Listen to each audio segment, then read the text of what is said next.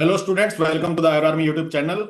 तो बिहार में जो आयुष मेडिकल ऑफिसर की वैकेंसी निकली है, उनके फॉर्म जो है 26 मई से स्टार्ट होने थे, लेकिन काफी लेट जो है हुआ। और लेकिन आज जो है ये फॉर्म जो है स्टार्ट हो गए हैं, ऑनलाइन एप्लीकेशन फॉर्म। तो जिन्होंने भी एप्लीकेशन फॉर्म नहीं फिल किया है तो वो बिहार एनएचएम की साइट पर जाकर स्पेशल एप्लीकेशन फॉर्म फिल कर सकते हैं। और आज की वीडियो में हम बात करेंगे कि सिलेबस क्या है आयुष मेडिकल ऑफिसर के लिए। आयुर्वेदिक का जो रिटन टेस्ट होगा, कंप्यूटर बेस्ड टेस्ट होगा आपका, ठीक है, और उसका सिलेबस क्या होगा, आज हम इस पे पूरी बात करेंगे। और कैसे कैसे हम कवर करेंगे पूरे सिलेबस को बहुत ही इजी वे में, कि आपका जो है पूरा सिलेबस कवर भी हो जाएगा। और अगर आयुर आर्मी से आप जुड़ते हैं तो आपका सिलेक्शन पक्का है, इस बात की गारंटी मैं लेता हूं, क्योंकि बहुत इजी वे में और जल्दी से हम लगभग 1.5 से 2 महीने में सिलेबस को कवर करेंगे। ठीक है, तो चलिए वीडियो स्टार्ट करने से पहले एक इंपॉर्टेंट जानकारी आप सभी को दे दूं कि आयुर आर्मी यूट्यूब चैनल पर अगर आप न्यू है तो चैनल को सब्सक्राइब जरूर कर लें और बेल आइकन को दबाना ना भूलें, ऐसे ही आयुर्वेदा और आयुष से रिलेटेड इंपॉर्टेंट जानकारी पाने के लिए। वीडियो स्टार्ट करने से पहले इंपॉर्टेंट जानकारी एक और दे दूं कि आयुर आर्मी ऐप को अब आप डाउनलोड कर सकते हैं। और ये जो कोर्स है वो आयुर आर्मी ऐप से आप ले सकते हैं। आपको क्या करना है, अभी ऑफिशियल व्हाट्सएप नंबर जो स्क्रीन पे दिख रहा है, इस पे व्हाट्सएप मैसेज करके सारी जानकारी आप ले सकते हैं। ठीक है, कैसे आपको एक्सेस करना है, कैसे ऐप को डाउनलोड करना है, सारी बातें इसमें व्हाट्सएप नंबर पे बता दी जाएंगी। और जैसे ही आप आयुर आर्मी ऐप को डाउनलोड करेंगे तो उसमें जो है बिहार एनएचएम का कोर्स जो है एएमओ यानी आयुर्वेदिक मेडिकल ऑफिसर के लिए, ठीक है, याद रखें आयुर्वेदिक मेडिकल ऑफिसर की जो तैयारी कर रहे हैं उनके लिए जो है 1999 का कोर्स है, जिसमें आपको रिकॉर्डेड लेक्चर मिल जाएंगे जिसको आप 24/7 एक्सेस कर सकते हैं। आपको जो है ई नोट्स और नोट्स की पीडीएफ आपको मिल जाएगी, ठीक है, जहां से आप पढ़ सकते हैं और अपनी तैयारी जो है बहुत अच्छी कर सकते हैं। प्लस आपको इसमें कंप्यूटर बेस्ड टेस्ट की तरह आपको एक मॉक टेस्ट भी लास्ट में प्रोवाइड करवाए जाएंगे, ताकि आपका जो है सिलेक्शन के 100% चांस हो जाए और आपको कोई भी रोक ना पाए। देखिए, बहुत सालों बाद बिहार में एनएचएम की आयुष की मेडिकल ऑफिसर की जॉब निकली है और बम्पर वैकेंसी निकली हुई है। तो इसमें जो है आपको रिस्क नहीं लेना है, आपको जो पढ़ाई करनी है वो आयुर आर्मी से ही पढ़िए, क्योंकि 1% भी रिस्क लेंगे अगर इधर उधर या सेल्फ स्टडी करेंगे तो बहुत सारे जो है इसमें जो है स्टूडेंट्स हैं, कैंडिडेट हैं, बहुत सारे फॉर्म दिए जाएंगे। तो आप कहीं पीछे ना रह जाएं, ऐसा ना हो। ठीक है, तो इसलिए जो है मेडिकल ऑफिसर के लिए जो है आयुर आर्मी बहुत ही एक्सपर्ट है, और मैं आपको स्पेसिफिकली जो सिलेबस में है वैसे ही पढ़ाऊंगा। और आपको इंपॉर्टेंट पॉइंट्स भी बताऊंगे कि कहां से क्वेश्चन आते हैं, कैसे क्वेश्चन बनकर आते हैं। ठीक है, और एआईपीजीटी 2025 की अगर तैयारी कर रहे हैं स्टूडेंट तो उनके लिए भी जानकारी दे दूं कि आयुर्वेदा चालीसा का कोर्स एक्सेस कर सकते हैं। One of the most important course है। अगर आप पूरे सिलेबस को रिवाइज करना चाहते हैं मात्र 200 पेजेस में, ठीक है, विद इंपॉर्टेंट लेक्चर और सब कुछ आपको देखते ही याद हो जाए, तो ये आयुर्वेदा चालीसा कोर्स है जहां से 80% क्वेश्चन एआईपीजीटी 2025 में आने के चांसेस हैं। और टेस्ट सीरीज भी आप एक्सेस कर सकते हैं और एआईपीजीटी का क्रैश कोर्स भी ले सकते हैं। मैं आप सभी को बता दूं कि क्रैश कोर्स जो है डिस्काउंट ऑफर में अब हो गया है मात्र 1200 रुपए का, ठीक है, जिसमें टेस्ट सीरीज इंक्लूड है। तो आप ये ले सकते हैं और UPSC MCD mock interview batch आप ले सकते हैं। प्लस आप स्टेट एएमओ की तैयारी कर रहे हैं उत्तर प्रदेश में परमानेंट मेडिकल ऑफिसर की वैकेंसी के लिए, तो उसकी भी आप कोर्स को एक्सेस कर सकते हैं जो स्टार्ट हो गया है। तो चलिए चलते हैं बिहार एनएचएम का सिलेबस के बारे में बात करते हैं। तो ये जो है बीएमएस का सिलेबस है, जो बीएमएस यानी कि आयुर्वेदिक मेडिकल ऑफिसर की तैयारी कर रहे हैं उनके लिए ये सिलेबस है। तो सब्जेक्ट की बात करें तो जो बीएमएस में सब्जेक्ट पढ़ाए जाते हैं वही सारे सब्जेक्ट है, इसमें कुछ भी नया नहीं है, बहुत इजी है, पूरा बीएमएस का सिलेबस है, सारा हम कवर करेंगे। जैसे पदार्थ विज्ञान ये सब्जेक्ट है, आयुर्वेद, इतिहास, संस्कृत, क्रिया शरीर, रचना शरीर, मौलिक सिद्धांत, द्रव्य गुण, अगत तंत्र, रसशास्त्र, चरक संहिता, ठीक है, यानी first second third fourth year के सिलेबस है पूरा। रोग निदान, श्वसुर प्रसूति, कौमार वृत्ति, काय चिकित्सा, पंचकर्म, शल्य शाला के रिसर्च और अपडेट जो आयुष जीके होती है वो है इसमें। तो इसमें इलेबोरेट किया हुआ है सिलेबस को आगे चल के कि फर्स्ट प्रोफेशनल में रचना शरीर में क्या पूछा जाएगा। तो जैसे पहला है शारीर उपक्रमणीय शारीर, ठीक है, तो इसमें शारीर और शारीर की डेफिनेशन है, जो सड़ंग धातु होते हैं उसके बारे में है, अंग प्रत्यंग विभाग जो है सब डिवीजन, शारीर शास्त्र विभाग, तो ये ज्यादा इंपॉर्टेंट नहीं है। ठीक है, जैसे ये मैं ही आपको बता सकता हूं कि क्या इंपॉर्टेंट है, कैसे आपको पढ़ना है। ठीक है, अगर सारी चीजें आप शुरू से आखिरी तक पढ़ने लगे तो आप नहीं कवर कर पाएंगे और आप कंफ्यूज भी हो जाएंगे और सिलेक्शन से दूर हो जाएंगे। इसलिए एक अच्छा गुरु ही होता है जो आपको बता पाएगा कि कैसे कैसे आपको जो है स्मार्ट स्टडी करके इस पेपर को क्रॉस करना है। तो गर्भ शरीर जैसे है, तो ये इंपॉर्टेंट है, जिसमें कंसेप्ट ऑफ शुक्र और आर्तव से क्वेश्चन आ जाता है, गर्भावक्रांति से क्वेश्चन आ जाता है, और मासनुमासिक गर्भ वृद्धि से क्वेश्चन आता है। तो ये इंपॉर्टेंट है। जैसे फिर अस्थि शरीर की बात करें तो अस्थि के बारे में बता रखा है, तो अस्थि के टाइप्स इंपॉर्टेंट है। ठीक है। संधि शारीर की बात करें तो संधि के बारे में सुश्रुत शारीर स्थान में बता रखा है। तो हम संहिता से भी कवर करेंगे, आपके पास संहिता होनी चाहिए, चरक संहिता, सुश्रुत संहिता, ठीक है, और अष्टांग हृदय। बाकी जो है सारी चीजें मैं प्रोवाइड कराऊंगा। एक पारिक की आयुर्वेद संग्रह की बुक और होनी चाहिए आपके पास, ठीक है, और कुछ भी नहीं चाहिए आपको, सारे नोट्स मैं आपको प्रोवाइड करवाऊंगा। एम्ब्रियोलॉजी के बारे में पढ़ सकते हैं, ठीक है, तो ये sex determination, month wise development of embryo, placenta formation. Osteology है फिर मॉडर्न में जो बोन होती है, ठीक है, उसके बारे में।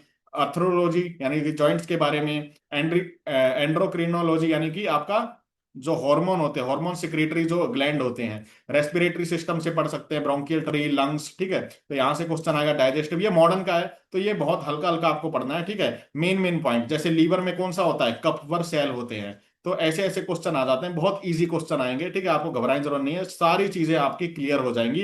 एक ही बार में आप कोर्स लेंगे तो आपको सब कुछ पढ़ाया जाएगा उसमें। कार्डियोवैस्कुलर सिस्टम हो गया, यूरिनरी सिस्टम हो गया, रिप्रोडक्टिव सिस्टम हो गया, तो ये तो मॉडर्न का रहा। अब चलते हैं आगे, आयुर्वेद क्रिया शरीर में, तो शरीर की परिभाषा, ठीक है, त्रिगुण, त्रिदोष और पंच महाभूत में रिलेशन क्या होता है, ठीक है, त्रिदोष, क्रिया काल, षड क्रिया काल, ये सुश्रुत सूत्र स्थान में पढ़ाया जाता है। आहार के बारे में, ठीक है, तो मात्रा 80 अध्याय है, जो चरक सूत्र का 5, उससे पढ़ेंगे इसको। Physiology of respiratory system, JIT system का फिजियोलॉजी, ठीक है, नर्वस सिस्टम का। तो ये जो है लिखा बेशक है, क्योंकि इन्होंने क्या किया है, पूरा बीएमएस का सिलेबस जो है प्रिंट कर दिया है, first second third fourth year का। लेकिन इसका मतलब ये नहीं कि ये आप मॉडर्न के सारे पॉइंट जो है और डिटेल में पढ़ रहे हैं, बिल्कुल इसमें ऐसा कुछ भी नहीं है। सुपरफिशियल क्वेश्चन आएगा यहां से। आयुर्वेद को आप डिटेल में पढ़ सकते हैं, लेकिन मॉडर्न का ये सुपरफिशियल आएगा, तो आपको घबराने की जरूरत नहीं है।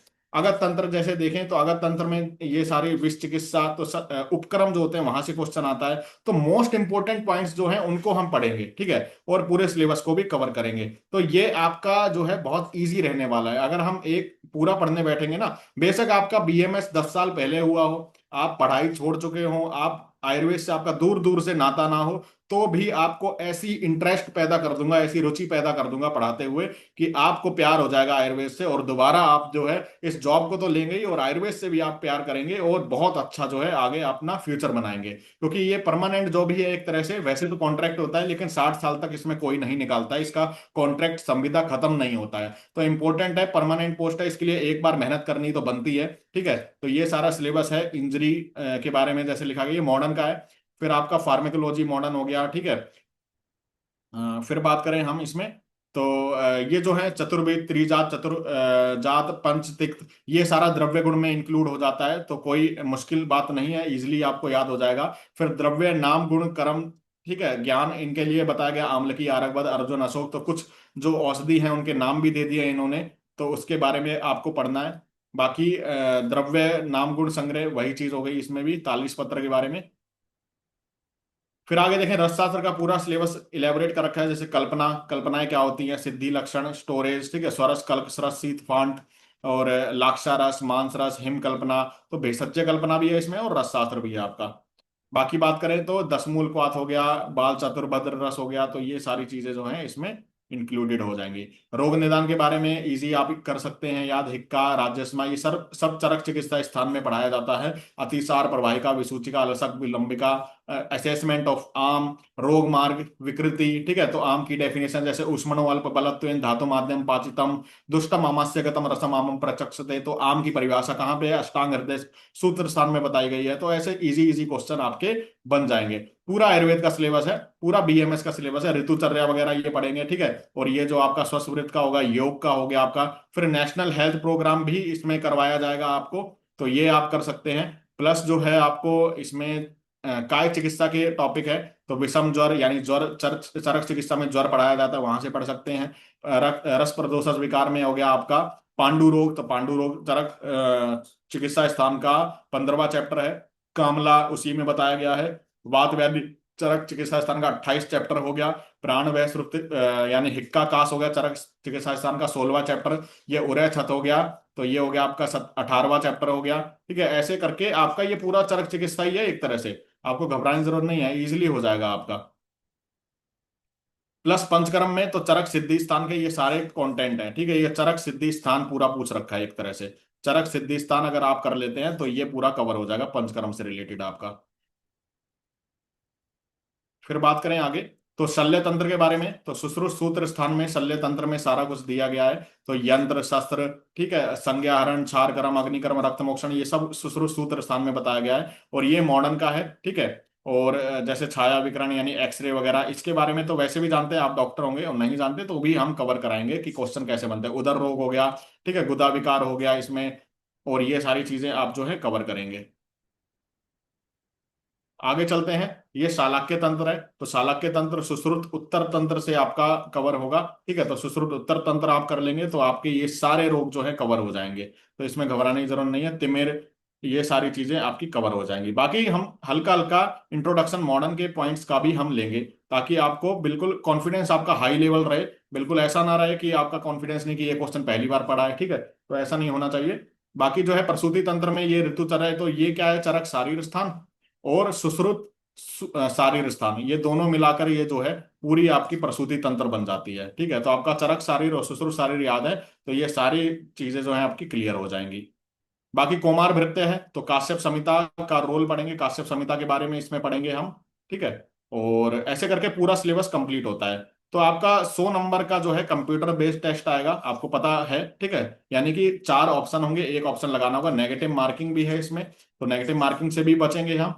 और 70% अगर आपके नंबर आ जाते हैं, 100 में से 70, जो कि आयरो आर्मी का जो हर स्टूडेंट होगा, उस हर स्टूडेंट के 70% नंबर बनेंगे, तो आपका सिलेक्शन हो जाएगा, कोई भी नहीं रोक सकता है, ठीक है। और एक बात और बता दूं, बार बार बच्चे जो है क्वेश्चन पूछते हैं, अदर स्टेट का कैंडिडेट एलिजिबल है, अदर स्टेट का एलिजिबल है कैंडिडेट, फॉर्म को फिल कर सकता है। जो रजिस्ट्रेशन है पटना में करवाना है, वो at the time of counselling करवाना है, ठीक है। जब काउंसलिंग होगी, जब आपका सिलेक्शन हो जाएगा, रिटर्न रिटर्न क्वालिफाई कर लेंगे, तब आपको पटना में आपका जहां भी स्टेट में वहां कैंसिल करवा के पटना में रजिस्ट्रेशन करवाना है, ठीक है। उसके अलावा कोई और रूल नहीं है। आप अदर स्टेट के एलिजिबल हैं, बार बार मैं कह रहा हूं, ठीक है, और बिहार के तो एलिजिबल है ही, ठीक है। और आराम से रजिस्ट्रेशन हो भी जाता है पटना में जाके, वो कोई बड़ी बात नहीं है, ठीक है। तो चलिए, ये आज की जानकारी है पूरी, और जल्दी से आप फॉर्म को फिल कीजिए। वीडियो कैसी लगी हो लाइक और शेयर करना ना भूलें। कोई भी क्वेश्चन है कमेंट करके हमसे पूछ सकते हैं। मिलते हैं अगली वीडियो में, तब तक के लिए जय हिंद, जय आयुर्वेद।